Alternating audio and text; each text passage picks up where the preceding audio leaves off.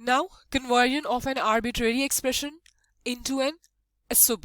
Any logic expression can be changed into SOP. SOP means sum of product by applying Boolean algebra techniques. Example देख लेते हैं. Convert the following into SOP. First example है हमारे पास A into B plus CD. This is an arbitrary expression. ये भी हम previously example जब हमने एसओपी की बाय डेफिनेशंस और उसकी डिटेल देखी तो उसके साथ ही मैंने एक एग्जांपल आपको शो करवाई हुई थी. उससे भी आपको आइडिया हो गया होगा कि ये एक रैंडम सी लॉजिक एक्सप्रेशन है.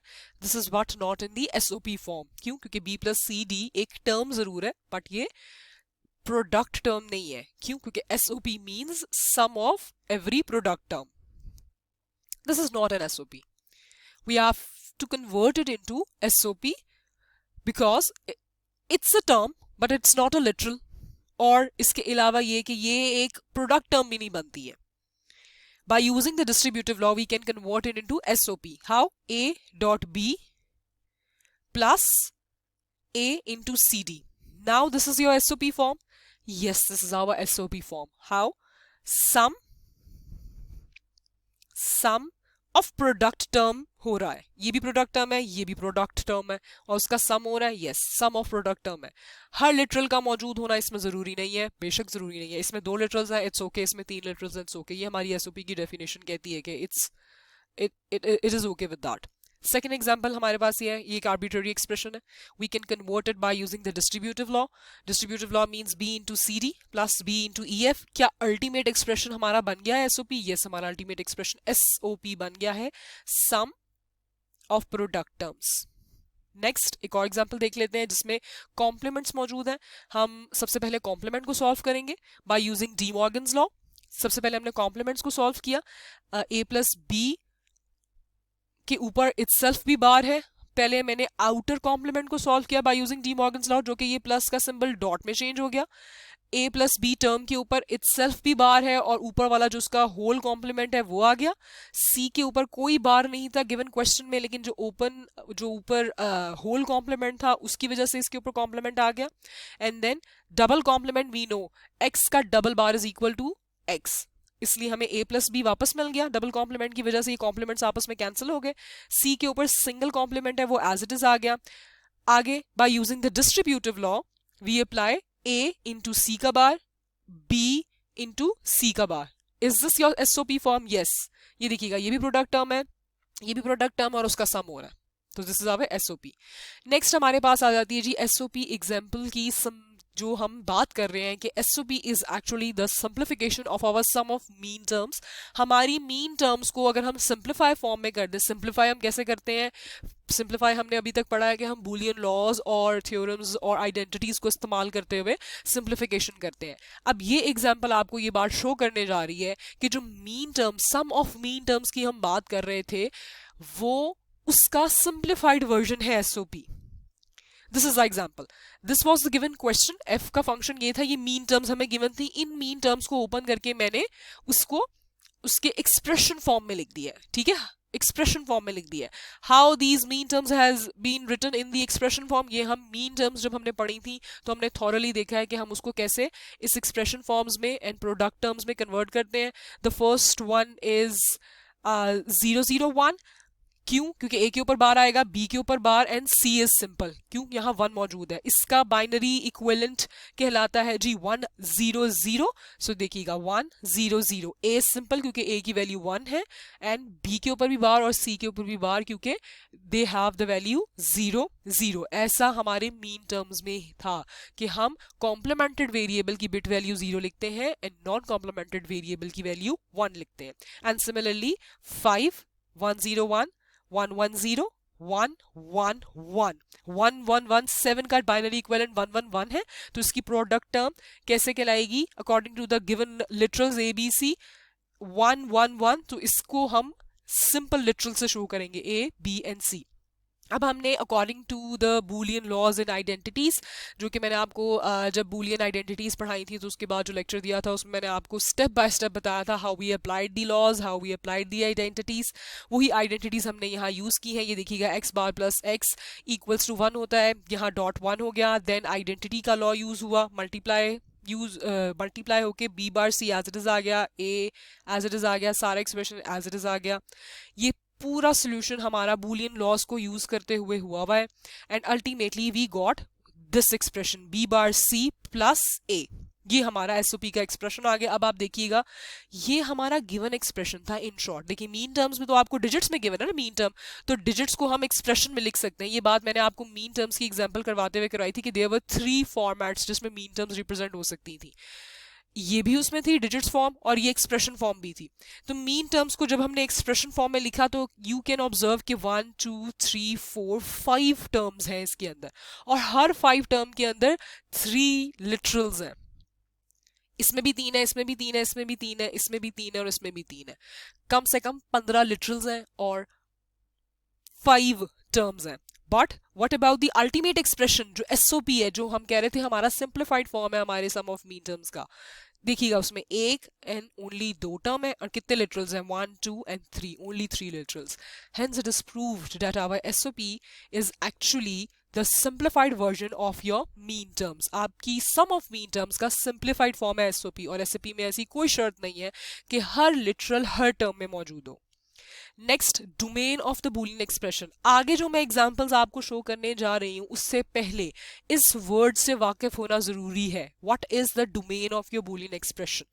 Set of variables contain in the expression. Set of variables जो भी हम लिटरल्स यूज कर रहे हैं, contain in the expression either complimented और अनकॉम्प्लीमेंटेड। कैसे? फॉर एग्जाम्पल ये एक एक्सप्रेशन है, इसकी डोमेन में कितने सेट ऑफ वेरिएबल्स पाए जाते हैं? वो सेट ऑफ वेरिएबल्स आपको पूरे एक्सप्रेशन को एट अ टाइम देखते हुए मिलेंगे। ये पूरे एक्सप्रेशन को आप गौर करें तो आपको ए बी सी भी नजर आ रहा है, डी भी नजर आ रहा है, ई भी नजर आ रहा है, लेकिन उसके बाद आपको एफ कहीं नहीं नजर आ रहा। So what is the domain of this Boolean expression? A B C D E and how many literals? 5 literals. एक और एग्जाम्पल से ये बात देख लेते हैं। अब हमारे पास एग्जाम्पल नंबर 2 है। इसकी what is the domain of this expression? Expression को ओवरऑल अगर आप देखें तो आपको आइडिया हो जाता है कितने लिटरल्स, कितने वेरिएबल्स मौजूद है। कॉम्प्लीमेंटेड नॉन कॉम्प्लीमेंटेड नहीं काउंट करना आपने सिर्फ देखना है कि कितने वेरिएबल एक्चुअली मौजूद है। ए मौजूद है, बी मौजूद है, सी डी ई है, ई नहीं है। इसका मतलब है ए से लेके डी तक आपके पास वेरिएबल सेट ऑफ वेरिएबल्स मौजूद है। What is the domain? A B C D and how many literals? 4 literals. ये डोमेन का लफ्ज जो मैंने आपको भी यहाँ समझाया है वो आगे जाके एक्चुअली मैं यूज कर रही हूँ एग्जांपल्स में और आपको बहुत इजी हो जाएंगी वो एग्जांपल्स और वो क्वेश्चन समझना जब मैं डोमेन का लफ्ज कहीं कहीं जहां भी यूज करूंगी। अब next is our standard sum of product and it is abbreviated as SSOP। SSOP double S के साथ ये रिप्रेजेंट होता है। क्यों? क्योंकि ये शो कर रहा है जी स्टैंडर्ड सम ऑफ प्रोडक्ट। ये सम ऑफ प्रोडक्ट की ही तरह की एक और फॉर्म है। In sum of product expression sum of the product terms may not contain all the variables. ये हम देख चुके हैं। According to the domain of that expression, a standard SOP means standard sum of product SSOP expression is the one in which all the variables of the domain appear in each product present in the expression। SSOP एक ऐसा expression है जिसमें हर variable का मौजूद होना according to the given domain जरूरी है। For example if the domain is 5 literals, अभी हम डोमेन से वाकिफ हो चुके हैं what exactly the domain is. If the domain is 5 literals then SSOP expression would be, ये देखिएगा हर टर्म के अंदर पांचों के पांचों लिटरल्स मौजूद हैं। ये देखिएगा बेशक वो कॉम्प्लीमेंटेड फॉर्म में हो या अनकॉम्प्लीमेंटेड फॉर्म में हो, वो at least they are occurring once in your each term. ये जरूरी है। ये देखिएगा पांचों इसमें मौजूद है और ये 5 के 5 लिटरल्स इसमें मौजूद है। इसी तरीके से एक और एग्जांपल देख लेते हैं। अगर डोमेन 4 लिटरल्स पर हो, if the domain of the Boolean function is 4 literals, then what would be the SSOP? फर्क याद रखिएगा, डिफरेंस याद रखिएगा। आई एम यूजिंग SSOP की बात हो रही है ना कि SOP की बात हो रही है। SSOP अगर गिवन एक्सप्रेशन की डोमेन 4 लिटरल्स है तो देखिएगा SSOP का एक्सप्रेशन क्या हो सकता है? एसएसओपी का एक्सप्रेशन ये होगा कि ईच टर्म में सारे वेरिएबल्स मौजूद हैं, ये देखिएगा, either in complemented or non complemented form, लेकिन हर वेरिएबल, हर लिटरल मौजूद है। इसी तरीके से सेकंड टर्म में भी चारों के चारों मौजूद है एंड थर्ड टर्म में भी चारों के चारों मौजूद है। स्टैंडर्ड प्रोडक्ट ऑफ सम क्या कहलाएगा? Standard product of sum abbreviate किया जाता है SPOS के साथ। स्टैंडर्ड प्रोडक्ट ऑफ सम ये वही है, प्रोडक्ट ऑफ सम के तरह का एक और फॉर्म है जिसको SPOS स्टैंडर्ड प्रोडक्ट ऑफ सम के नाम से एब्रीविएट किया जाता है। All the variables of the domain should be appearing in each sum term in the expression। इसकी एग्जांपल्स दे दिए हैं, जैसा कि POS में हमारे पास सम टर्म्स का प्रोडक्ट होता था, लेकिन उसकी डेफिनेशन के अकॉर्डिंगली हर टर्म में हर लिटरल का मौजूद होना जरूरी नहीं है, लेकिन स्टैंडर्ड POS SPOS जो एक्सप्रेशन है उसमें हर लिटरल मौजूद है, ये देखिएगा। Depending on these same examples, अगर 5 लिटरल्स हैं, ये देखिएगा 5 के 5 लिटरल्स की सम टर्म मौजूद है, फिर डॉट 5 की 5 लिटरल्स मौजूद है in second and third term में भी। नेक्स्ट एग्जांपल नंबर 2 के अकॉर्डिंगली 4 लिटरल्स है, 4 के 4 लिटरल्स हर टर्म में मौजूद है। सो मैंने आपको SPOS भी इस बार शो कर दिया है, and similarly SPOS is actually the complement of your SOP। Similar way में जिस तरह मैक्स टर्म मीन टर्म का कॉम्प्लीमेंट था, POS SOP टर्म का कॉम्प्लीमेंट था। SSOP और SPOS help in constructing truth tables and K-maps simplification। K-map simplification हम आगे आने वाले lectures में देखेंगे। This table is actually the summary of all the abbreviations or the terms we have used so far। आप लोगों को अभी जरूर कंफ्यूजन हो रही होगी, what is mean term, what is max term, दोनों में क्या फर्क है? दोनों एक दूसरे के कॉम्प्लीमेंट जरूर है। उसके अलावा अच्छा, मीन टर्म्स की बात अगर कर लें तो मीन टर्म्स में सम ऑफ मीन टर्म्स भी टर्म हम यूज की गई है, सम ऑफ प्रोडक्ट टर्म भी यूज की गई है, स्टैंडर्ड सम ऑफ प्रोडक्ट भी यूज किया गया है। इनमें क्या फर्क है? So this table is actually the summary. अगर मैं सिर्फ एक सेट को ले लूं, एक set of standard Boolean functions को ले लूं, जिसमें ये टेबल आपको min terms, sum of mean terms, sum of product and standard sum of product का काफी हद तक डिफरेंस, बिल्कुल लिटिल, बेशक माइनर डिफरेंस है, वो बताता है, क्योंकि ये सारी एक ही चीज से मर्ज हुई हुई है।